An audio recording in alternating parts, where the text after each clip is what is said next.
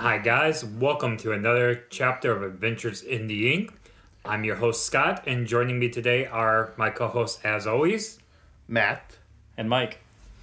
Today, we are going to be talking about the different formats that you can be playing Lorcana in. A lot of people just end up playing Lorcana, the straight up standard, build a deck, play against your friend. So today we're going to talk about all the different ways you can play Lorcana besides just that. Yeah, so first up, we're going to be talking about probably the format that most people are familiar with. It's core constructed. And just to briefly define what that is, you have to play with a deck of at least 60 cards. You're limited to 2 different ink types. And at max, you can have 4 cards of a particular name and subname, but except for Dalmatian puppies, which specifically says you can have up to 99. And in this format, currently every card is playable. There's no official card that has been banned or restricted. And I would say that almost everyone uses this as the number one format to determine people's like competitive skill. They say, oh, almost every tournament you see is this format, typically for different values of money or store credit. Like 99%. Yeah. But I guess first off, how do you guys feel about this kind of format? Is this one that you guys enjoy? Obviously, it's one that I think we're the most familiar playing. So this is the vanilla format of TTD game, which is good. Vanilla ice cream is good. Like, it's the reason why it's a standard. There's other fancy flavors that people prefer, but most of the time, if people want ice cream and you give them vanilla, they're gonna eat it. Yeah, I like that. It's the vanilla. It is the vanilla, but at the same time, it's the comfort. Yeah. It's very nice to just be able to sit down, know that, hey, I'm just going to sit down, I'm going to play a nice, relaxing, straightforward game. I don't have to really think about what's going on. I know what's going on, and I can just play. Yeah, it's the format the TTD games are designed around, and the other format tweak the rules. So, but you start out with it. The probably they call it core in this version. Yeah. Like, Magic called it standard. And most other games they call it like some version of standard. Yeah. I like what you said. It's the vanilla, and the one what you said, Scott, too, is that everyone is familiar with it, so you can show up to a random game store, and you can have your constructed deck, and everyone, chances are you'll be able to play a game against anyone you meet there who plays this game. Whereas if you showed up with a different format deck, it'd be like, hold on, I need to make some changes so that way I could play against you. Yeah, because I've had that issue before where people have came into the top to play Magic, and and I'm like, I have a standard deck and Commander, and they're like, oh, I just have Modern and Legacy, and we're like, okay. Yeah. So in that case, would you be able to play anything against them, or would you just... I play my standard deck against one of the deck, and I would get crushed. Because, Modern and Legacy are much more powerful format because they have a bigger card pool. But it's like not end of the world, but it is nice to have a basic format that easy to have decked around. I like, specifically for this one, I do like the limiting 2 ink type. I feel like that's a great design for balancing. I have played other games that have limited card build formats like this, and I felt like they have been way more balanced than a format like Magic, or a game like Magic where you can build any game. It is easier on the game designer to find balance. There's less combos for them to miss. I like currently that also they balanced it well enough that no card have been bannable that have been banned. I've had a few people say like, oh, the card need to be banned. I have not seen any card that I have felt like it truly game winning enough that need to be banned. Like, Yeah, I would say it's a matter of time, though. it came to one flip up on their end, and with power creep sometimes it happened. Oh, they just missed one combo. Yeah. I would say the one that people complain about the most right now is Whole New World, but But Whole New World did not need... Whole New World is a really good card, but it helped your opponent also. Yeah. So depending on how you build it, it's not the end of the world. And it could potentially help your opponent out if you miss time to play. But the probably reason why I cut back on Whole New Worlds in my deck was because like it's only really good in like one situation in my deck. You don't need it all the time. Yeah. Yeah. And then if I mid-time it, I'm just giving my opponent the win. Yeah. I actually think, me personally, I hate Be Prepared more than I hate A Whole New World. I enjoy A Whole New World. When my opponent plays, I'm like, thank you. I absolutely love when A Whole New World is played on me. Yeah, the nice thing about... Except for when I have Tiana on the field. The nice thing about Be Prepared, though, is it does also take out the casted board, so that gives it a little bit of a balance. But yeah, board lights are king for a while. Most games have them, and they're really useful in multiplayer. Like, I kind of I want more board lights than other cards. Mm-hmm. So we've been, yeah, I think that's a good point. We can talk about that in a future episode. The idea of ban lists, though, I think is unique to the core constructed format. And I don't know, I guess when we talk about draft and sealed, have you guys heard of them talking about ban lists and that No, kind of it's super rare for cards to be because of how limited the formats are. Right. It's super rare. But potentially when we later talk about multiplayer, sometimes single player and multiplayer format will have different ban lists. Yeah, that is true. Yeah, certain cards may be overpowered in a multiplayer setting.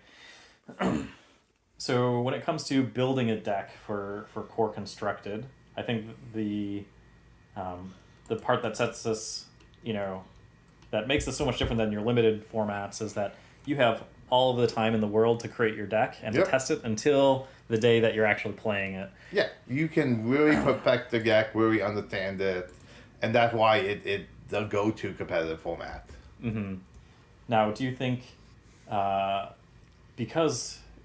So I guess I want to talk a bit on the idea of net decking and, in this kind of a format where you have one or two people who are really good at making decks and publicly making them available. And then if people aren't able to find counters to those decks, it just becomes everybody plays the same deck. Yeah, so this was a topic I was thinking about maybe saving for when we finally talk about Pictoborn, an online mechanic. But the biggest issue is because it's a physical card game and the cards are random, you still have to acquire the cards.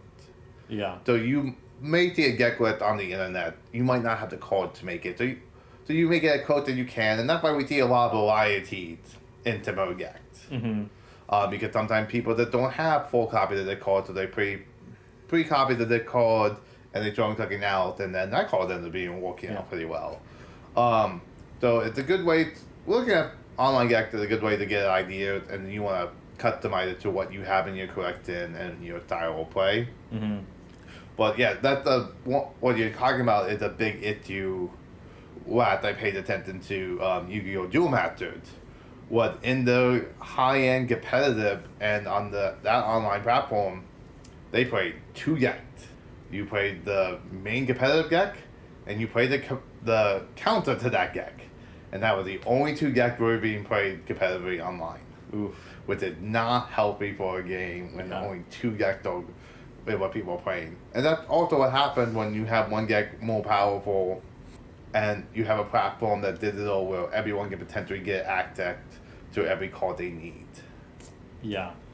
Yeah, that is interesting. The limited card pool.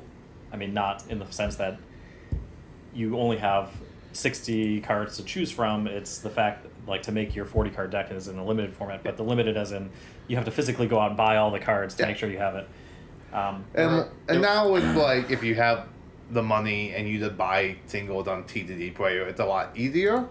Yeah. But it's still like you sometimes you're like, is that card really worth that money right now, or can I find a counter to it? Yeah. Like I have a friend who was building a default draw deck, and he needed 4 copies of A Whole New World, and he had and we're gonna cost him like $70, and he's just like, maybe I can do with less a whole new one. Yeah. Yeah, that's my problem right now building a deck. I'm looking at, I need one specific card, that's $50, and I need 4 of it. And I'm like, do I really need to spend $200, or can I think of something else? It gets ridiculous on how some of the decks are getting at this point. I modified a 1010, so I don't know my main competitive deck is still around this price range, but last time I priced it out, it was like $400. Wow. Yeah, that is kind of it's very expensive to get into, or daunting if you tell someone, hey, here's a $17 starter deck, but you could be playing against people who have spent $600 on a deck. Yeah, but also like I've seen but sometimes budget deck wins. Yeah. Sometimes if you play your deck well enough, it worked out, and also it depends on part of the reason why my specific deck is so expensive is because I'm running Beat Tragic Heroes, and he's a $50 card. And I got like 2 of him, so that's 1/4 of my value of my deck in those 2 cards. And that's because he is literally good in every steel deck. And I'm also running the Ultra with the Team of the Wall, and those are pricey. And again, like if you're running those cards, you're basically running those cards. Yeah. So sometimes you can have a competitive budget deck, but cheaper. Like when I was playing Coldfight Vanguard, they had their deck based up in clans, and I had a very competitive deck that only cost me like $50, and they were winning against $200 decks just because like this clan was just not popular. The people weren't playing this clan. Which is why I decided to play it. I'm like, okay, it's cheaper for me to buy and build this deck than to upgrade my main clan deck. Yeah. So, asking you guys this question, since we're talking about price of cards and building those, I know one of the biggest complaints I've heard from about other TCGs is you only win if you pay. It's a pay-to-win game. So, how do you think Lorcana can get around that, or get around that, oh, it's another pay-to-win game? I don't think it paid to win. I think it's more of a pay to play. Yeah. It really depends how you look at it, because like sometimes it is like, oh, you pay more money, but it's just more of balance and card design is what I was talking about before with the Vanguard.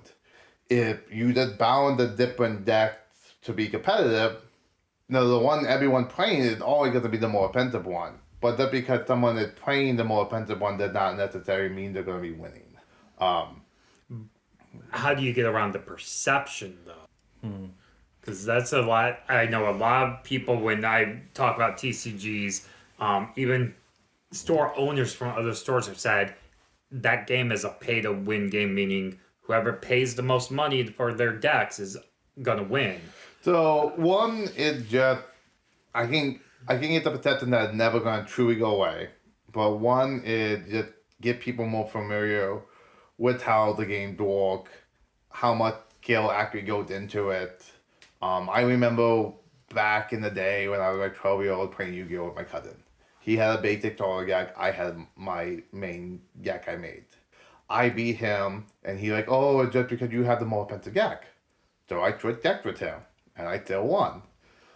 So it just looking at the value stuff, like specifically anything right now with Teal, because of like all the key, like a whole new world, Beat Tragic Hero, Teal is just really expensive right now to build. So anything that has Teal is gonna be like $100 more than like the Ruby Amethyst. But I think a lot of the Ruby Amethyst ones was only like 100. Oh, and Robin Hood. The Teal Robin Hood is also a expensive card. Yeah, Teal is really expensive. That's the one that Scott was That's the one complaining I about. need. Yeah. But I did just look it up. It's actually dropped in value. So, Yeah, I don't know. I think I have a more controversial or differing opinion than you, Matt. Okay. I agree with you. It's pay to participate, but I think you can't get around the pay to play elements of it. As soon as you have a competitive, tournament that's either cash value or cards or whatever they reward you in, whatever becomes obviously a dominant card will increase in value because more people will want it. and therefore if you don't have it or you wait to buy in, it's going to be more expensive. And the cards are typically the cards that are the most expensive right now are in steel, and those are the best cards that are standalone good. Like Beast Tragic Heroes, you don't really need anything else to make it good. Yeah. Robin Hood, you really don't need anything else to make it good. A Whole New World, you don't need anything else to make it good. It's just like you can build around it, and those cards may fit in certain deck archetypes, but you look at the card by itself, and it doesn't rely on the meta being a specific way usually to be good. And I heard this opinion on a different podcast, and it made me think, and I said it was inherently people say that they hate pay to win, but ultimately people still participate in the pay to win games and everything else.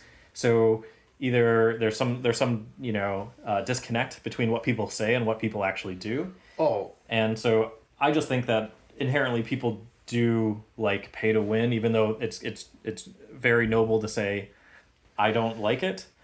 But when you show them a game that's not pay to win, it becomes less attractive to more people. Yeah, so like living card games were the format that Fantasy Flight tried getting up and going, and they had some moderate at that before I think they might have mostly abandoned it.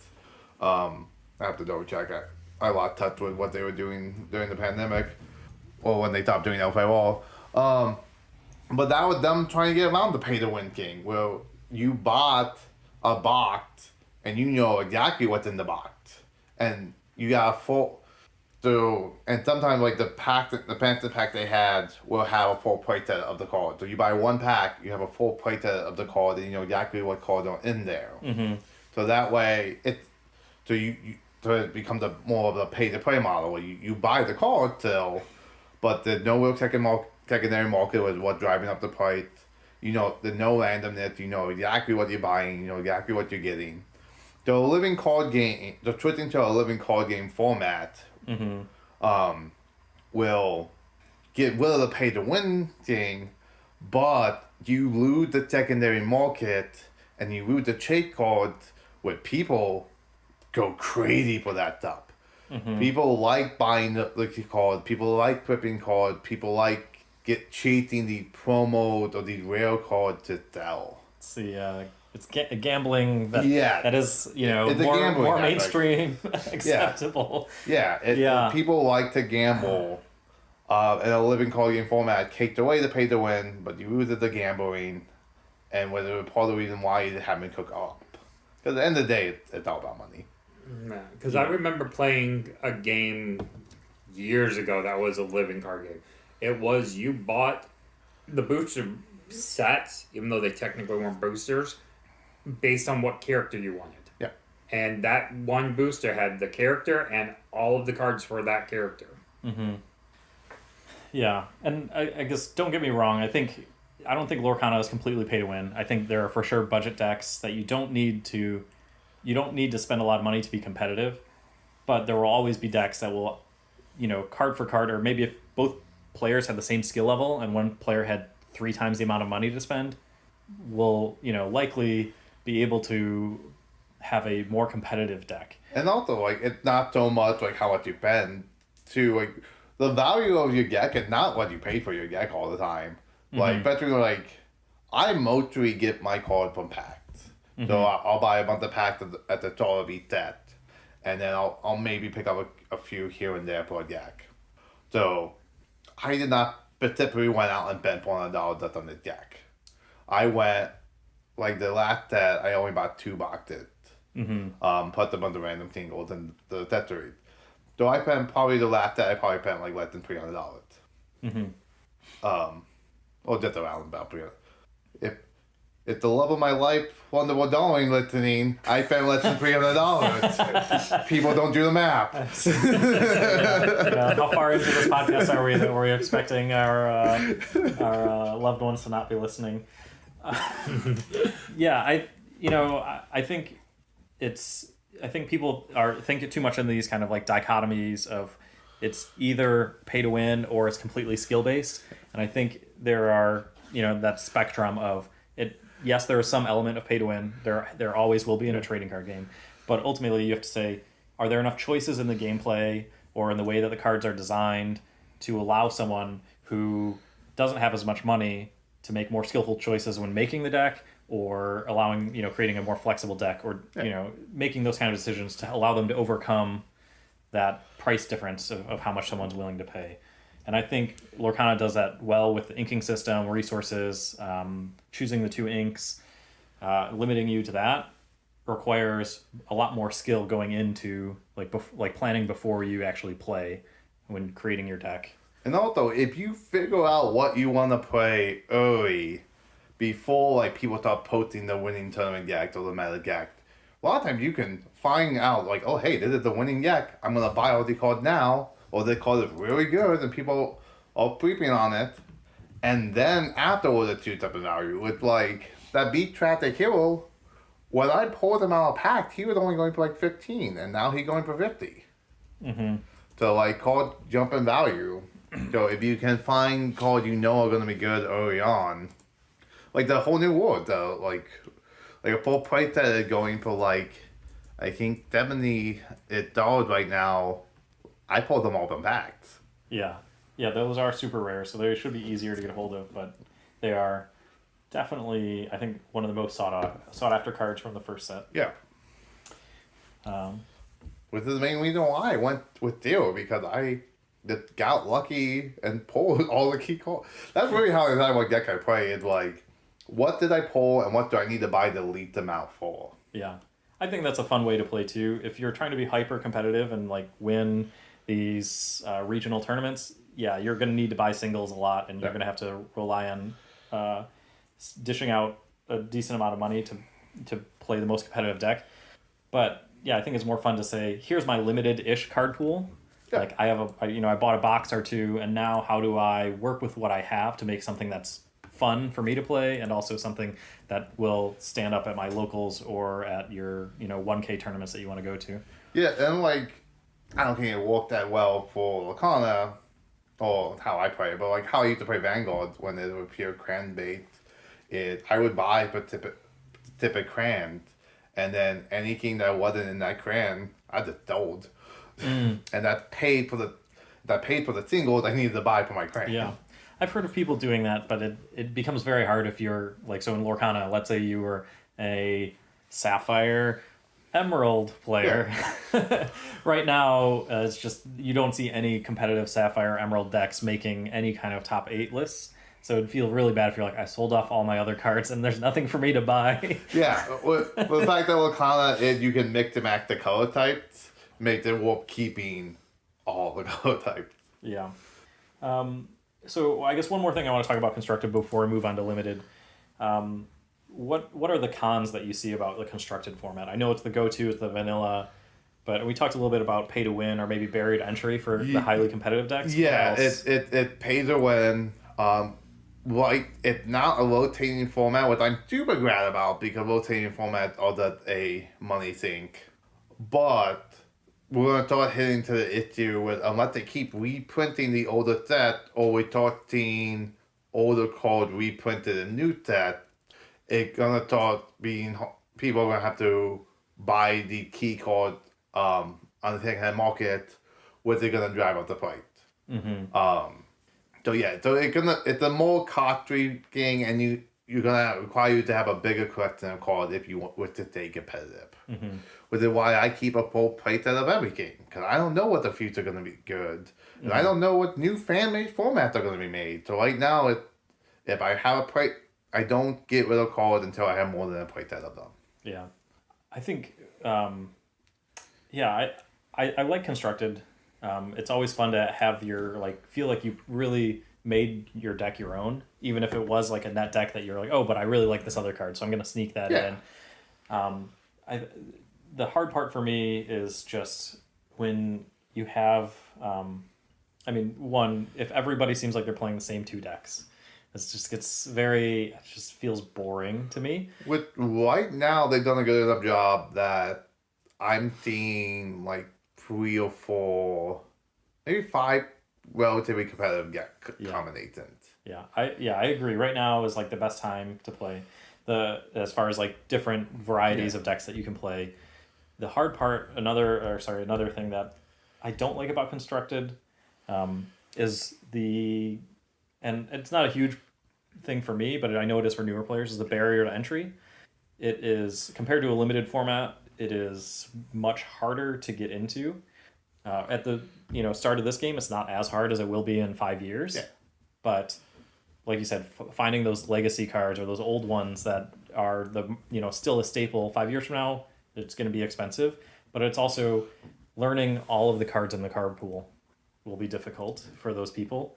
And I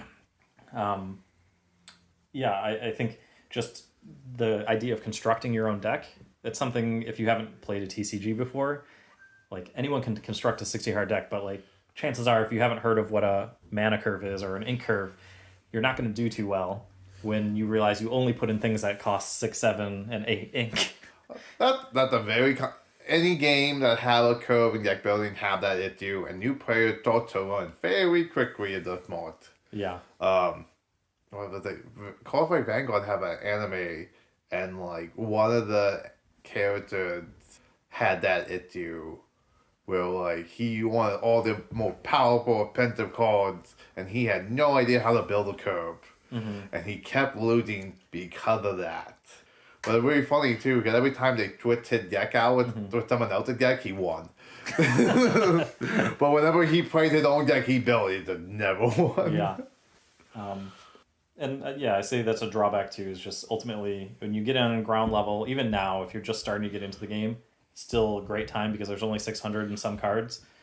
But when there's 600. Well, when you talk about like Magic the Gathering that has over 30,000 some cards now, you can't even, your brain can't even hold that much information, it seems like. I mean, there are some people who know all of them, but right now you could relatively easily learn about most of the cards that people are playing and understand, this is what I need to watch out for. So, and some of the thing is though is that like you don't necessarily need to run every single card. You just have to figure out what are the still competitively played cards. Right. Yep. I think that also the benefit of like having the app, how they set that up in Wakanda, where you can quickly look up cards and look at stuff, so you get an idea.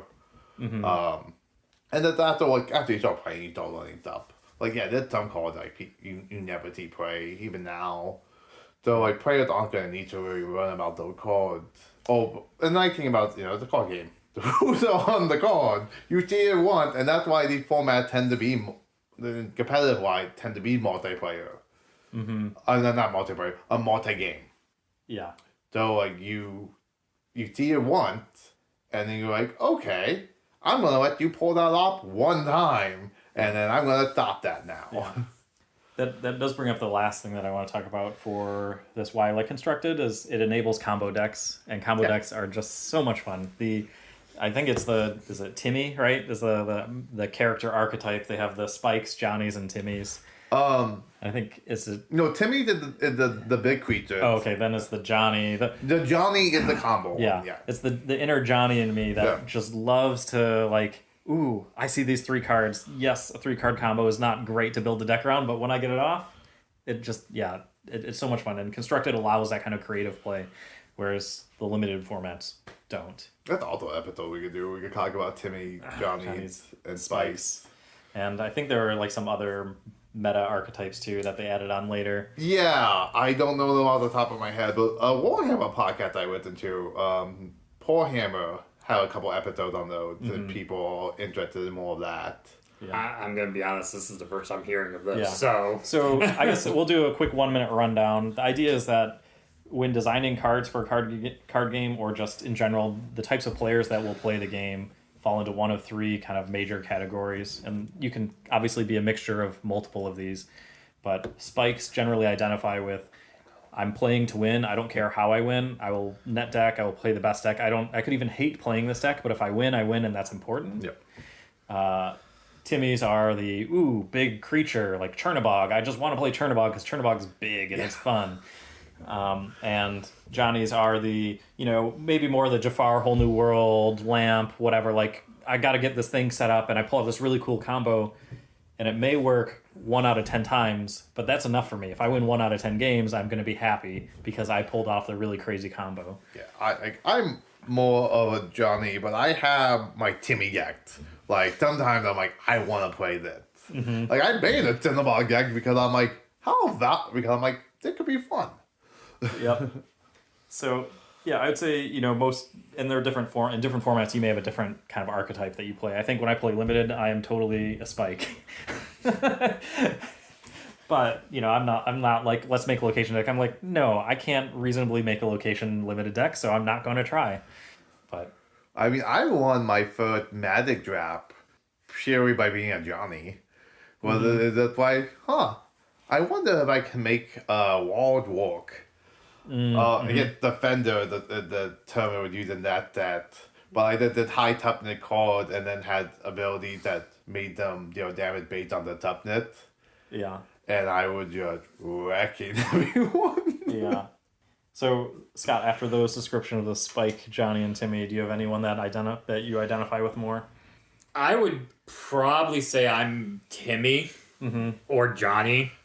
Because, yeah, I want the nice big creatures because I like them. But I do enjoy pulling off those combos. When my combo pulls off, I'm like, I did it. Yeah. There's something satisfying about being like, yes, that took 5 cards, but I got 18 lore in a turn. And I have never been the player that I'm like, I'm going to win. I don't care. I don't care about winning. It's why I don't really do a lot of major competitions because I don't care to win. Yeah. And that's probably why we haven't talked about the meta a ton in this podcast and whatever else. I think.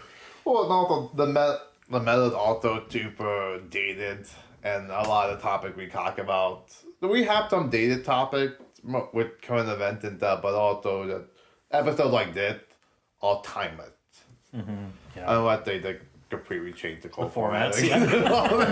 But till then. Yeah, we'll like knock on wood. Yeah. So speaking of which, we got to get to our other major formats. Yeah. So that was Constructed, and again, that format is your 60 cards. You get to choose your deck before you and create your deck before you show up to an event. Limited is the opposite. You show up to the event without an actual deck or any product in hand, really. And you get a set of cards that you will either build a deck as you go. Well, I guess, yeah, in both of these, you build one as you go, or for Preconstructed, you're just given a deck that you play. So we want to talk about I think we'll talk about Draft, Sealed, and then Preconstructed. And the basic for all of these, except for Preconstructed, is you have to have your deck has to have at least 40 cards. So the card limit has been reduced. There's no limits on your ink colors, and no limits on multiple copies of cards. So again, Dalmatian puppies, you can have as many as you want, but you could also have as many Jafars as you wanted. There's no limit in Draft. If you see 5 of a card, you don't have to say, "Oh, I'm not going to pick up the 5th one." With the part reason, you can get some fun combos in limited format because of that. Yeah, so these formats are a little bit interesting in Lorcana because Lorcana is built, the balance wise is based off of the 2-color system. So this circumvents that.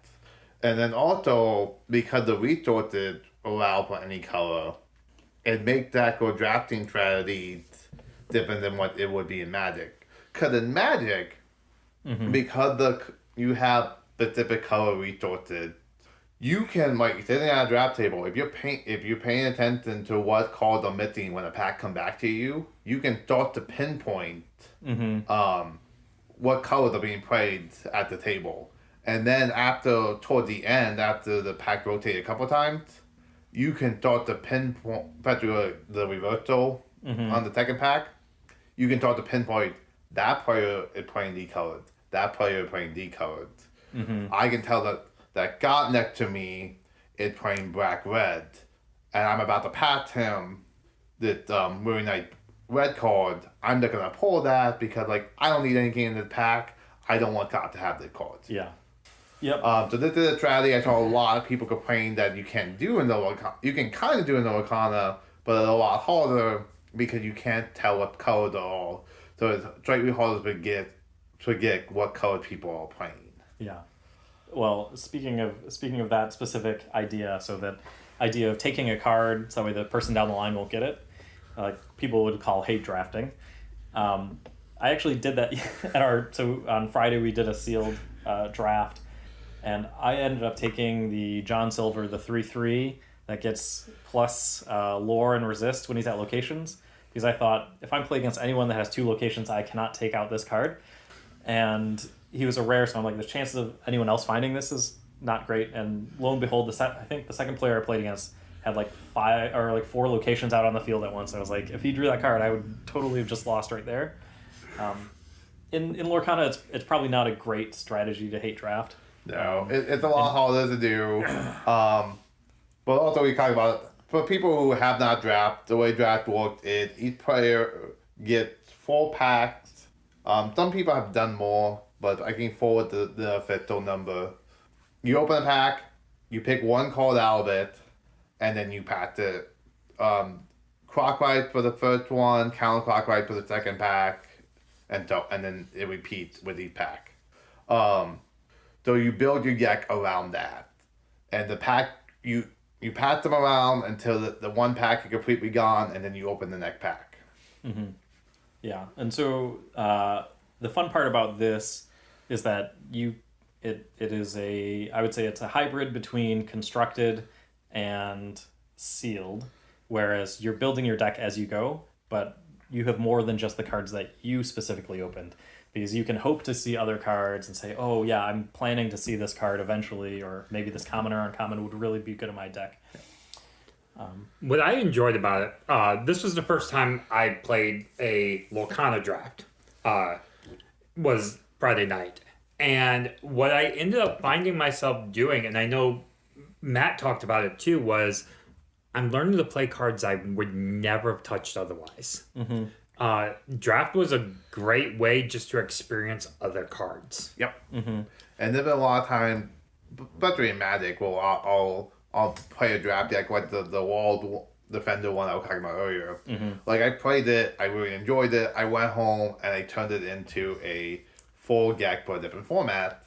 I found myself really enjoying it. Or like my Ninja Commander deck, because no, not some ninjas, but my Snow deck. I drafted when they came with one of the Modern Masters. They had Snow card back in it, and so my Snow deck for Magic, I ended up really liking it. So I ended up turning that into a full-on deck. Yeah, and that's what I ended up after Friday night playing this draft. I played cards I would never have touched otherwise, and I have found myself going home going, okay, let's build a deck around these cards now because I actually enjoyed them. Mm-hmm. Yeah, like I drafted the new Amber Pongo, and I knew he was a good call, but I never really had a chance to play with him, and he ended up being really helpful and giving me a lot of card draw. So I need like, okay, I just need to start joining him in my Amber deck. Mm-hmm. Yeah, I like it for those reasons too. It's just you get to be creative, and you don't feel as punished as if you paid $20 to go into a tournament where you didn't actually get any prizes because you came in last because you tried something new. Yeah. Whereas here, you pay for the packs and maybe a little bit extra if there's prize support at the end. But because it's slightly more casual, you feel more free to be creative, try cards you haven't played with before. And like you said, Matt, earlier, because there's not the color restriction, you can do crazy 3-color combo, 4-color combos that would never exist. I'm pretty sure I had at least one of every color in my deck that Friday. I did too. I checked afterwards. Mm-hmm. So I know we talked about it Friday. When you guys are drafting and looking up the cards, are you grabbing cards because you want to win the night, or are you grabbing cards because, ooh, I need this for something else? Mm-hmm. So I will grab for value. No, I will grab to win most of the time, because I don't.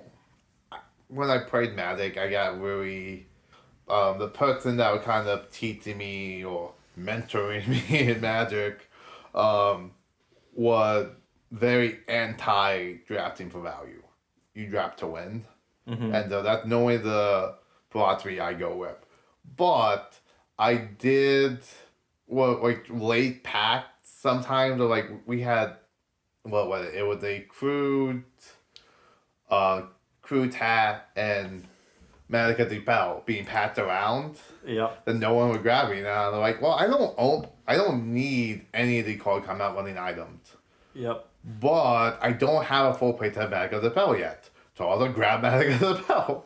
Yeah. So like I'll from time to time I'll like if I pull a legendary that like after what we need. So knowing like the first pull in the pack, I'm looking at the rares and I'm like, do I need any of these rares either for my current deck or for me? And if I don't, then I'll just grab like I need. But overall, like the majority of what I'm pulling to win.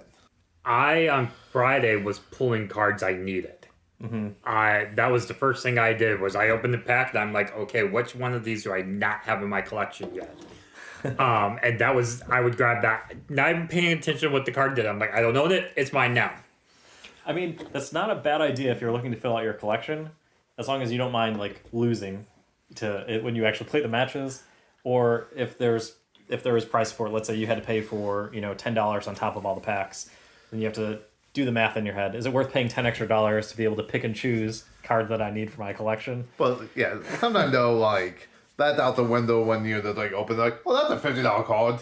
Yep. Yeah. I don't think it was until probably the third or fourth time a pack came around to me that I actually stopped and said, okay, these are the cards I have. What cards in my hand now complement those? Yeah.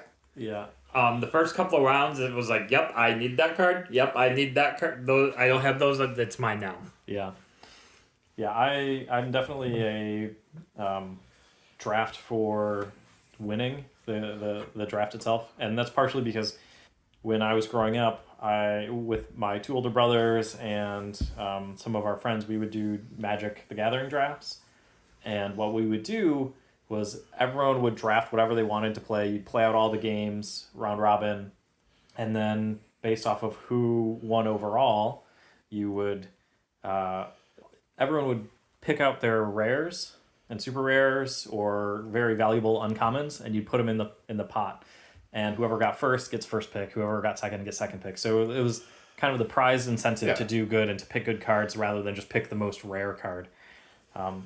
But when we played on Friday, there was none of that happening, and I opened up an Enchanted Pride Land, so I took it. It's not a bad card, but I didn't play it in my deck. You folded the money for the box, and we were glad you got it. Yeah. We were very but and you could tell I was sitting next to Mike when he pulled this, and you could just sit in the corner of my eye. I just saw him like kind of freeze up, like, guys. The best part was it was the only pack that I opened that I said heart of the cards, and then I don't remember who was sitting next to me, but he's like, don't cheat, and then I pulled back the rules cards and I was like, this entire card's shiny. I was like, I'm pretty sure this is enchanted. They established that the hollow called it cheating in canon Yu-Gi-Oh. Oh, wow.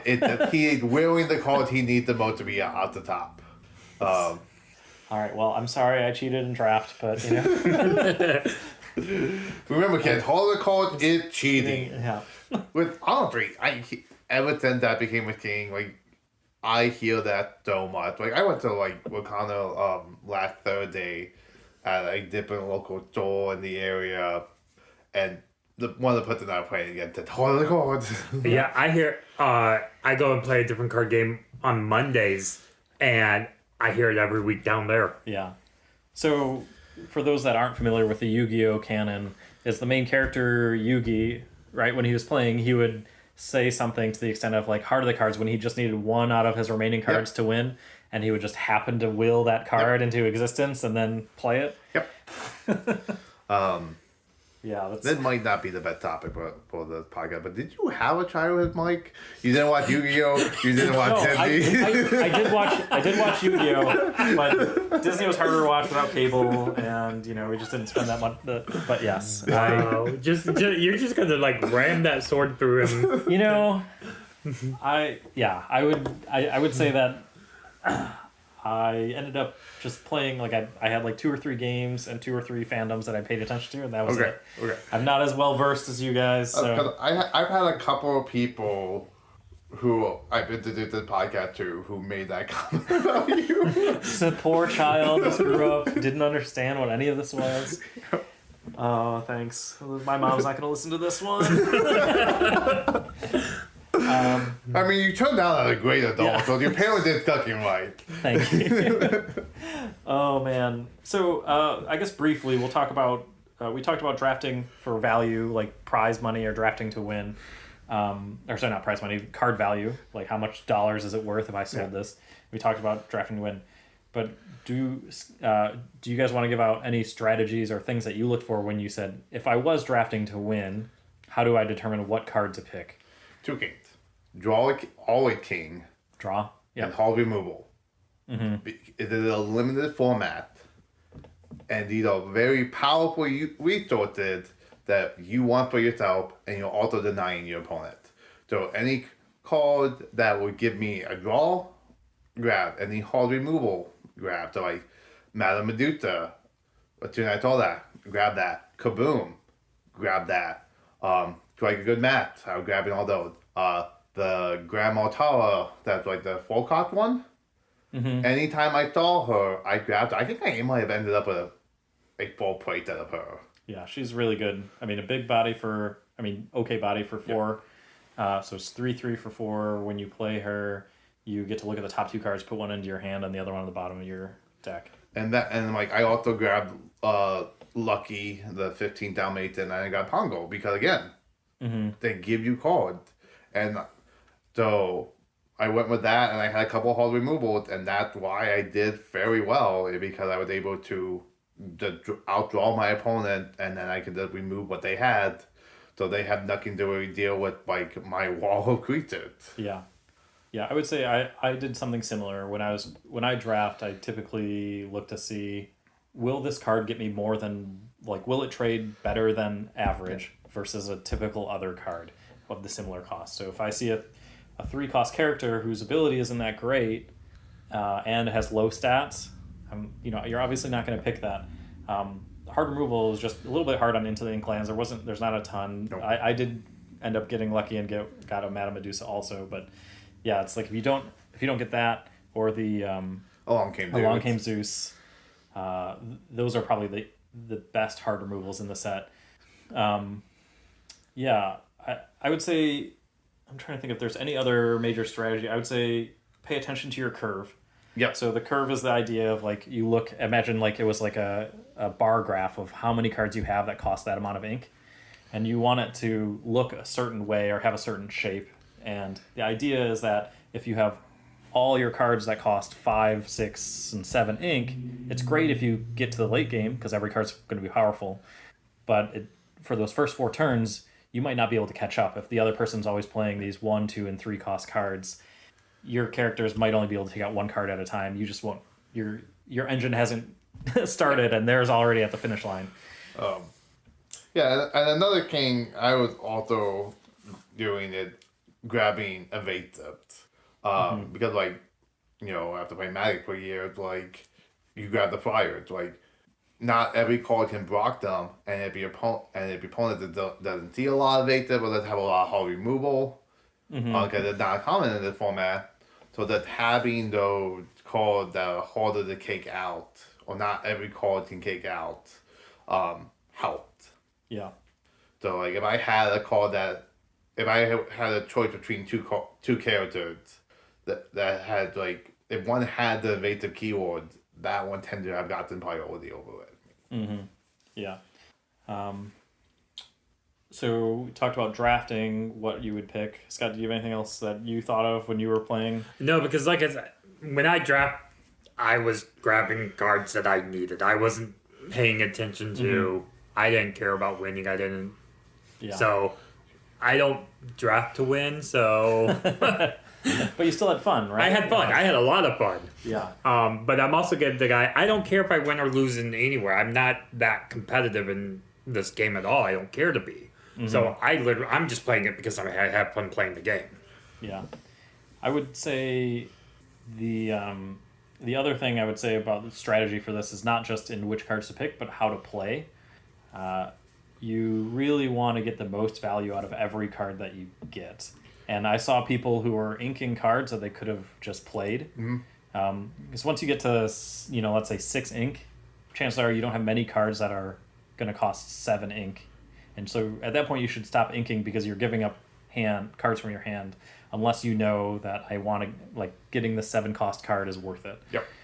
And it may even be you want to delay inking the 5th turn because you might not need the 5th ink if you know that you have a lower curve. So you really have to play to the cards that you drafted.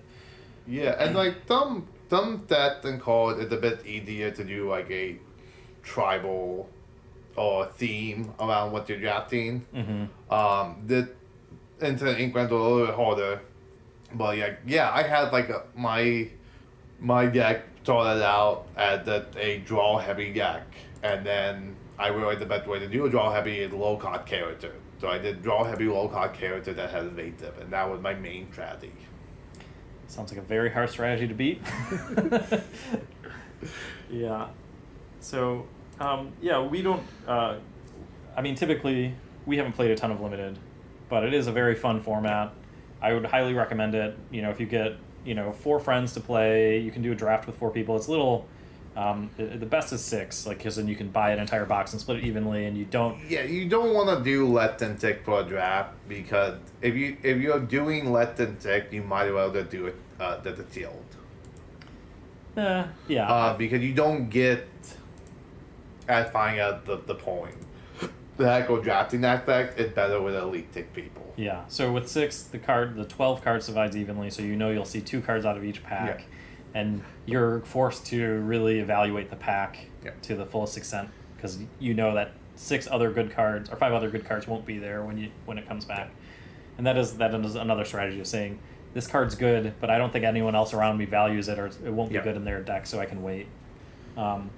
So the last 2 we'll spend less time on talking about, but is sealed and then preconstructed. So sealed is similar to draft, where you show up that you don't have any cards, and everyone gets a set number of packs, but instead of choosing 1 card out of each pack, you just open up all of your packs. Typically it's 6 packs, and so that gives you 6 times 12.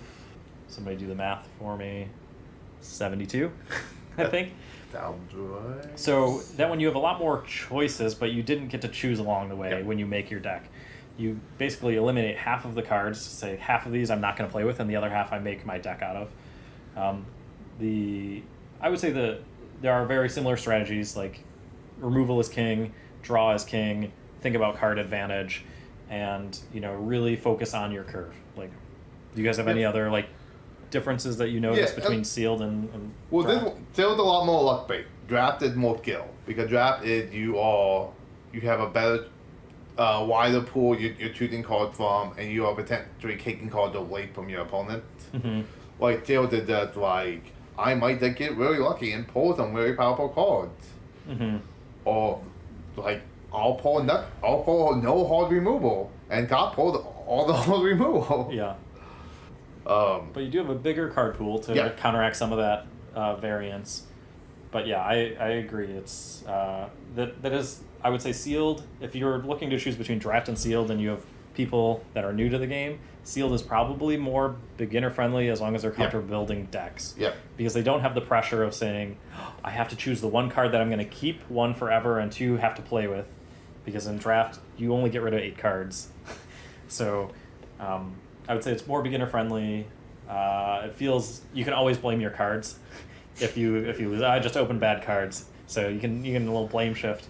Yeah, and I like sealed as a opening format or opening for game format for the set. So if you're doing a release party, sealed is a good format for that. Yeah. I'll say we've done a sealed event here. We've done a draft event here. Draft was more fun. I enjoyed the draft. I enjoyed Friday night's draft a whole lot more than I enjoyed just the plain sealed. Yeah. So sealed is good opening weekend when people want every card in the deck, or people want the cards. Because what's gonna happen if you do a draft opening weekend, people are gonna be pulling for value. Or pulling for the correct in. So sealed better for that way. Drafted better for late into the season when people don't need that many cards and they just want to play the strategies and be competitive. Yeah, I'd say draft is definitely highly competitive, sweaty Yeah. version, and in Magic the Gathering and other trading card games, they'll for their pro tours and their worlds events, they'll have both a constructed format and then for their limited format they do draft. They don't do sealed just because it is much more skill based, choosing your cards and kind of trying to figure out what everyone else is playing. And the last one, kind of the redheaded stepchild, is great. When Lorcana came out, but it's getting to the point where it's not as fun to play as the Preconstructed. Typically, because as hard as it is to balance a game, it still seems every time we play the Preconstructed, it's like one of these decks seems like it's way better than the other one. Sometimes they're not perfectly balanced. It's also kind of luck of the draw, because those decks are not super competitive. So it's a two that agree.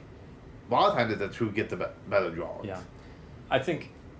So this just came to mind, and I think one way, if we want to do this again, we could have a modified Preconstructed format where you have a certain deck and the other person has the opposite, and you only pair against the opposite, and you play the Swiss 2-round, but you swap decks. So like you play one game with your deck and you play one game with their deck. I think one of the Star Wars trading card games did that. I think they required you to have an Empire deck and they required you to have a Rebel deck, and you could never play Rebel versus Rebel. You had to you played one game at one faction and then you played the next game at another. Mm-hmm. I'm not sure, I never actually played it, but that was someone was telling me. But I think a lot of people do put the Preconstructed or the Starter Deck tournament, you get the Starter Deck, put 2 packed, so you get 3 packed or what's in it, and then you can modify from there. So that gives people a little bit more of an edge. But overall, this is the best new player-friendly format. Yes, I agree. It is. The deck is already made. You could even say you don't even have to edit the cards, like if it's their first day playing. Yeah. And typically, the decks pay attention to the curve. Card draws usually very limited, but there's typically some sort of removal or at least a little bit of board interaction. I know they try to do it a little bit of everything. Mm-hmm. With Snowball, every Ruby Starter Deck we have got has had Dragonfire in it, which I'm super glad because that is a staple card that everyone should have. So I really like them putting that in the new player deck. Very great and limited. Yeah. It really stunk the first time that I played limited here of the Preconstructed, and my 8-drop Maui got taken out the next turn. It's like I just inked all of my cards. Now I have nothing in hand. That happened to you multiple times. Yep. I think this isn't even the first time we brought it up on the podcast.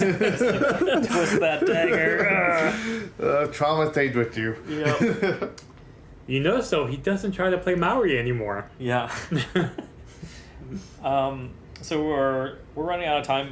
One thing I do want to point you out to, if you do want to try out a limited format and you're looking for more information about that, there's a podcast out there that specifically talks about limited Lorcana. It's called the 40 Born podcast. The word 40 born together. And they talk about draft strategies, different types of formats, and it's just a fun kind of, 2 guys that are great friends, it sounds like, and have a great time discussing the inner workings of limited formats, but also randomly sports and other fun things like that. So I can't give that podcast a big enough recommendation. And then the last format we'll just touch on, because I think we want to have a specific episode for this later, is multiplayer. Multiplayer is by far the funnest format. We'll probably talk about it more later episode. I think we talked about it a little bit in the beginning of episode 2. Mm-hmm. It is really fun. I really like it how this version, it does not have any different rules. They designed it with multiplayer in mind. So you just have a core deck, you're going to play multiplayer. The benefit of it, because there's more removal on the table, draw deck do a lot better, and you don't need to be as competitive, because if you're really competitive and people realize it, they go for you first. Yeah. So we played on Friday before the draft. one person had a taller deck, and he had 2-1 because we were focusing on killing each other. Yeah. Yeah, it's I would say it's the benefit of multiplayer is if the players are skilled enough to say, oh yeah, this person's going to win in 1 or 2 turns, then it becomes a 2-on-1 against that person or a 3-on-1, and so it's the game self-balances. So even if you come with a weak deck, you're less of a threat, so you have a better chance of winning because not as many people are coming after you. And it's fun because we play multiplayer here the most. And so it's fun because we'll be playing it, and 1 or 2 rounds we'll have, like, Mike and me teamed up against Matt, and then all of a sudden it's Matt and Mike against me, and it shifts the entire game.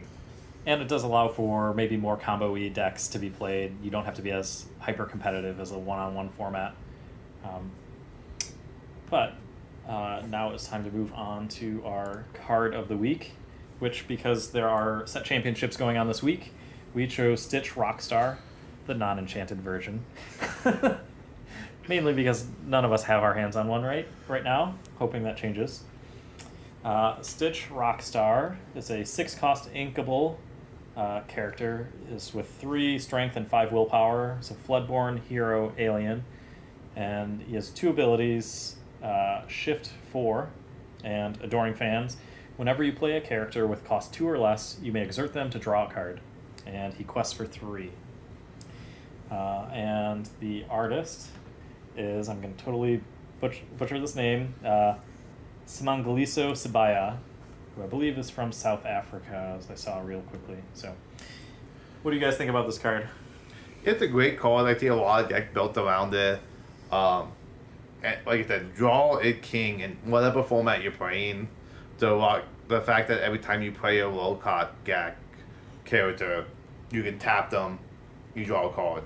And like I played around with him a little bit before, and like especially now with Pride Lands, if you get like a Timber on there on the low-cost one, all the 1-drops are free at that point. So like you just put a bunch of 1-drops in your deck and you print it, and like I have played like 6 characters in a turn before. Yeah. And also I've seen opponents play that, and they play like 6 characters in a turn before. I'm like, oh man, grab your shorts. Yeah. Shoot them with everything board and gone, they quit. Unless they're playing a bunch of 1-drop 1/3s. Was it why also when I met around with the extra in Tinderbog? Like, oh no, you kill my guy, Taylor Tinderbog. Yeah. They all go back into my deck.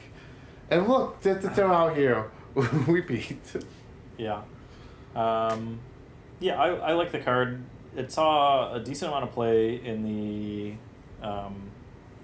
first chapter kind of competitive scene, where it was used as a draw engine because there were, like Matt said, draw as king in any kind of format, and there was very little draw abilities in that format. Yeah, I think right now it's just with the amount of mass board removal and steel that exists, it is a little bit it's a bit scary to build a deck that's based solely around him and his ability to kind of exert the characters as they come out to draw a card. It's back to what we're talking about more, like decked in the format. Right now, we control decked all at the top.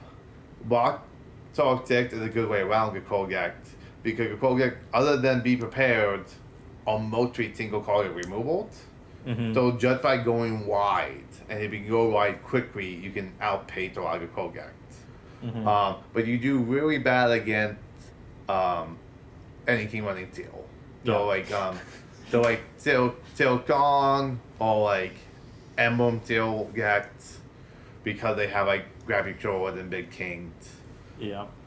So was it good? Like at night, that it is a bit of a rock paper scissors.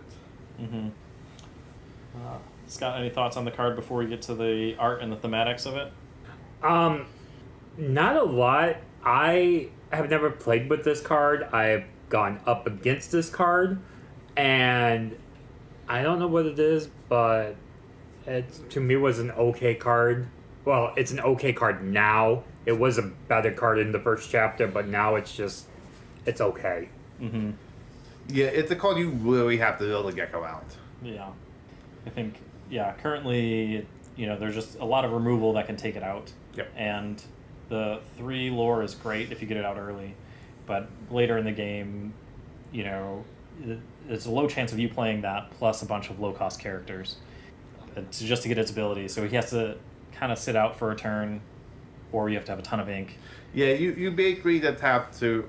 Well, like now, it's a lot of setup, and like you can pull it off, and it feels really nice, and you just gotta hope you opponent does not immediately board wipe you. Yep. And it is now the enchanted set reward for this first set championship. So a lot of people are probably going to try figuring out ways to make a fun deck just to show off their bling. Oh my god, no! I feel like so many people are gonna flip that card. I know if I get that card when the event gonna be playing in this coming weekend, I'm immediately getting that graded. Like getting it graded, I will put it on the wall. Mm-hmm. If I get the playmat gonna be in the frame right next to it. Yeah. So I actually have, again, sorry for not having a childhood, have not seen Lilo and Stitch. So Scott, I'm relying on you. How do you feel about this card being a Floodborn? Okay, the thing you got to understand about Stitch is by far one of the most fluid characters that Disney has ever created. You put Stitch in any situation and he fits. So it does not matter what card they ever create of Stitch, it's going to actually fit Stitch's personality. So this Rockstar is right along with Stitch. He's Stitch. There's not a lot you can say about Stitch. The only thing I could ever see them doing that would actually shock me with Stitch is if they ever turn Stitch into a bad guy. Because Stitch's personality is he's just this lovable alien creature who just wants to help out his family. That's how he is at the end of the movie. In the beginning of the movie, he was a little monster, and he was made for evil. He was made for evil, but Stitch himself was not evil, and he only acted like a monster because he didn't. That's what he was. But it would not be, I think, out of line for them to make a Floodborn where he would actually the public evil experiment. See, I think it would because at Stitch's core, he was never evil. Ever. I thought that grabbed. He was like 70% evil. I actually watched the movie and the TV show, and I think maybe both made the direct-to-TV movies. We don't talk about those. I like the TV show, and I hope we actually see more of his cousins in the game. I'm hoping we see more of his cousins. Yeah. But as a card, as a character, Stitch is completely fluid, and they could create Stitch as any Dreamborn, any Floodborn, and it would 100% make sense. Yeah. Last thing I forgot was the flavor text. It says, the best part about a Beachhead concert is that there's always room for one more, which perfectly fits this ability of like, come on, bring on more characters to the party. So, yeah. Good luck to you, Matt, this weekend. I think we're probably playing in the same tournament. Good luck to you. So hopefully we don't match up against each other, because I think you've beaten me when we played head-to-head recently. Yeah, I need to fine-tune my gag a little bit more and figure out if I want to keep with the strategy I'm doing or if I want to finally do the Twitter cards. Yeah. So, when this podcast comes out, we'll be halfway through the set championship with 1 weekend left. So if you hear this and you haven't played yet, good luck. And, thanks for listening. Adventure awaits.